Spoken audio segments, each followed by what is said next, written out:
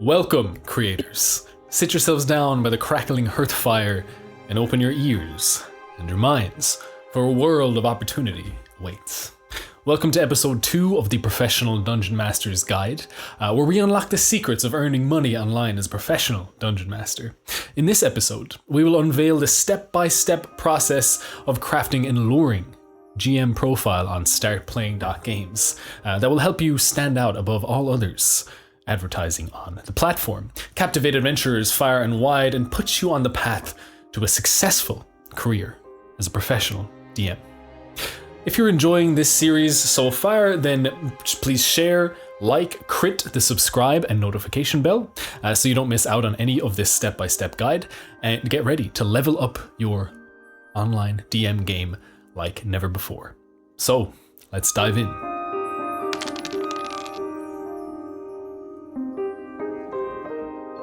One of the great things about Startplaying.games is that every DM gets a GM profile. So Wizards of the Coast has trademarked DM, Dungeon Master, but I'm mostly talking about Dungeons and Dragons here. But of course, GM stands for Game Master, because on Startplaying you can play any sort of game. GM, for those who aren't familiar, is just that catch-all term.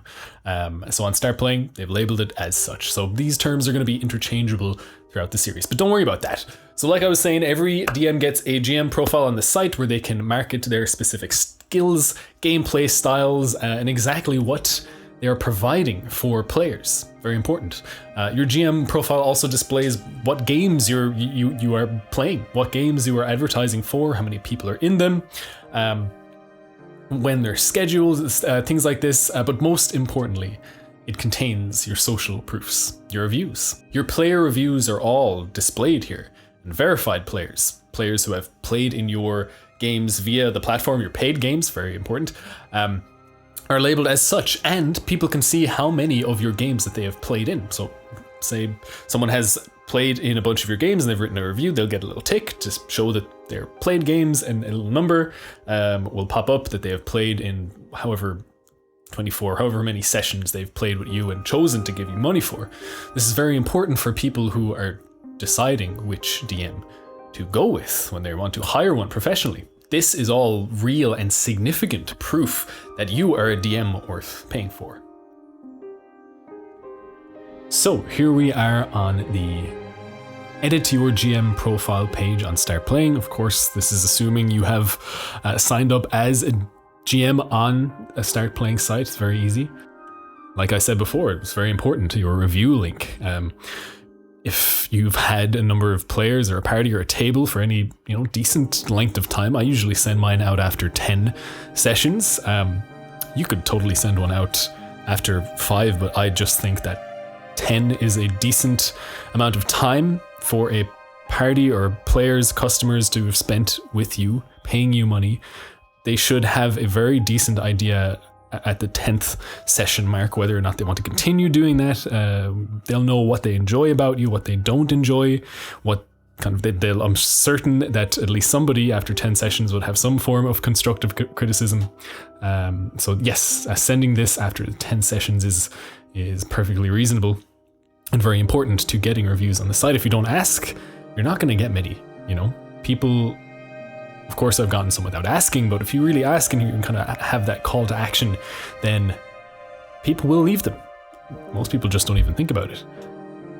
And most people are happy to do it. So yeah, you got your name, your pronouns, there's a bunch of them here, whatever you identify as. You have your identity tags, so there's a bunch of stuff here, and this is more just a way of attracting specific types of players, right? So there'll be people who are looking for a DM who is LGBTQ+ themselves. Some people just like to play with DMs who are similar to themselves. Neurodivergent, a published writer, an artist, all of this is very... Voice actor is a great one for players who, really want that immersive experience, that critical role experience where most NPCs are, have very distinctive and professional sounding voices. Game designer, if you're a game designer, you use those elements to bring into your game. This just kind of tells people when they're searching for you that you probably have a decent idea of what goes into a fun encounter or session, And that's so all of these things are useful.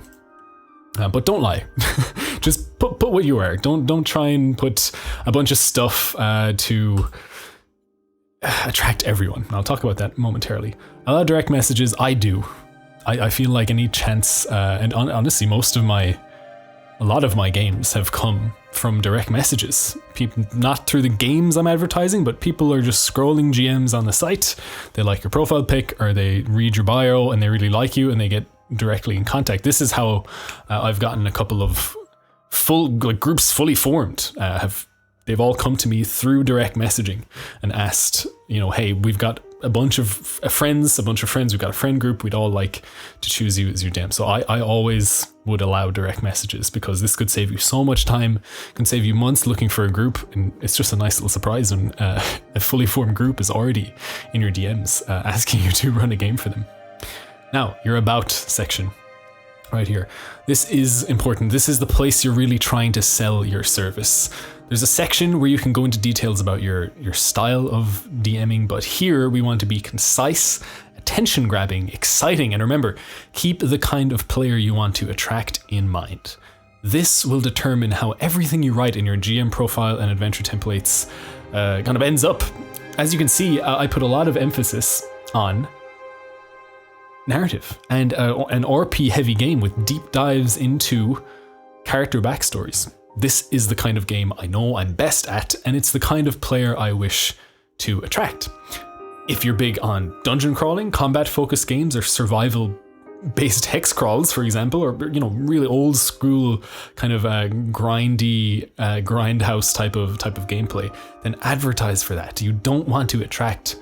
If you're into combat, you do not want, and you want to run a combat heavy game, you don't really care about narrative or backstories, rather than like surface level hilarity, then do not advertise for that, because you will attract the wrong sort of player for your game. They'll be disappointed. You will find it much, like 10 times more difficult to run a game for players that the type of game you just do not enjoy running. If you advertise for everybody, I mean, if you're too general in your about, then generally you will attract no one. Players just have so much choice when they play online that they can afford to be specific with the kind of games they play. As the DMs and other players, they're there for that. They're there for it as well. So get specific about the kind of game you run and the kind of players you want to attract. Also, just to make this, like I said, it's quite saturated, the site, so do some research about, how to write captivating ad copy, as you really want to stand out and grab people's attention. The more you know about it, the more enticing your bio and your about page and all of that will be. Here, of course, your Discord tag. This can be important, if like for me, for example, I for every table, for every game, I set up a kind of dedicated Discord server. I'll have another video about how to do that and what to do with it to make it more fun and engaging for your players, and how to build a little community about it. So I definitely include mine. Languages, maybe that does matter. I should probably, there we go. Profile picture, as you can see, mine's a little bit mental. I like it. I think it's a little bit kind of attention grabbing, and it has a little bit of my style of game in it, kind of mental and goofy, and it really just depends what kind of, again, this kind of all ties into your style. Are your games very serious? Are they very kind of professional and clean cut? Or do you run a kind of a goofier, wilder game? Maybe your profile picture should reflect that to some degree, I believe. Your banner image. So I went ahead and created a specific one. You can add whatever you really like in here, but I think that you should either make something that, again, portrays the kind of game you want to play. So for example here, you can't really see it. It does show up fully on my profile, but passionate about storytelling and immersive experience. It's your story. That is really tailored towards the kind of player I want to attract, the kind of player who puts a lot of effort into their backstories and gives me all of that raw material so that I can improvise. But that's just the kind of game I want to play. So yes, having a nice banner image, alluring, again, attracting the kind of players you want to attract is very important when someone clicks into your GM profile. They see your profile picture. The next thing they say when they click in is your banner image. Then they read your about. It all just one leads into the next, leading into the next, and they all kind of need to be cohesive.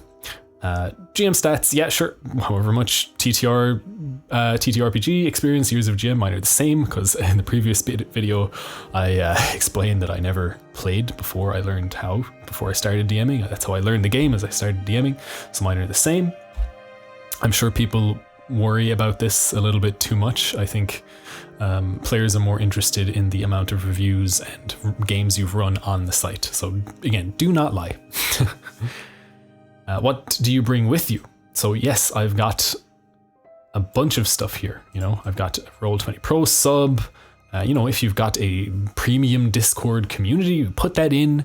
Whatever books you have access to on Roll20 or Foundry, whatever platform you're using to actually run the game on, put them there.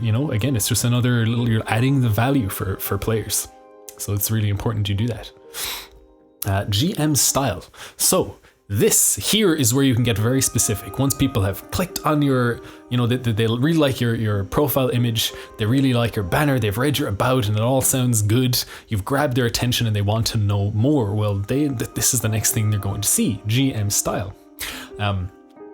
Here is where you can get very specific, and you should. People who are lured in by your about section will then decide if you were the DM for them or not by seeing exactly how you run your games here. Be concise as you detail your style, mention themes, humor, tone, home rules if you have them, talk about what unique spin you bring to the table, and really just set the expectations for the people who want to hire you. The absolute worst thing you can do here is promise the world and under-deliver. Be as modest as you can, while still, of course, promoting yourself well and detailing your style.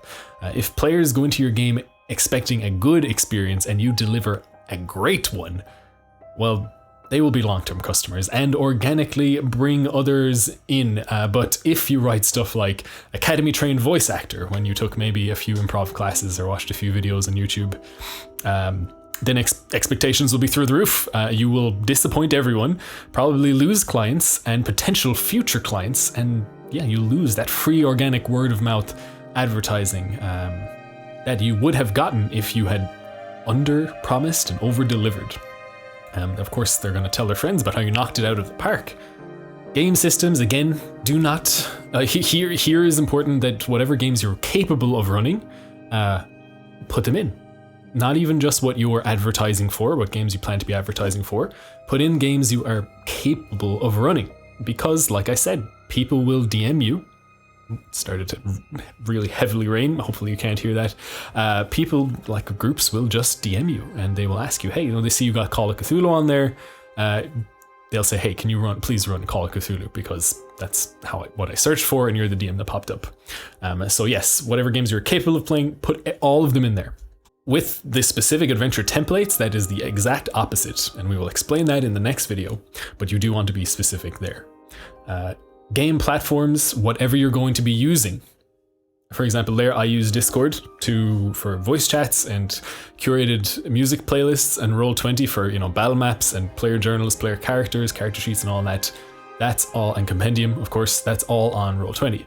So just put in the platforms they will be using when they hire you as a DM. Your social media, oh, there you go. If you have a following anywhere, if you're posting D&D related content or anything like that, this would be a good place to post your links. Obviously, don't put any of your personal Facebook. You probably don't want to put that on there.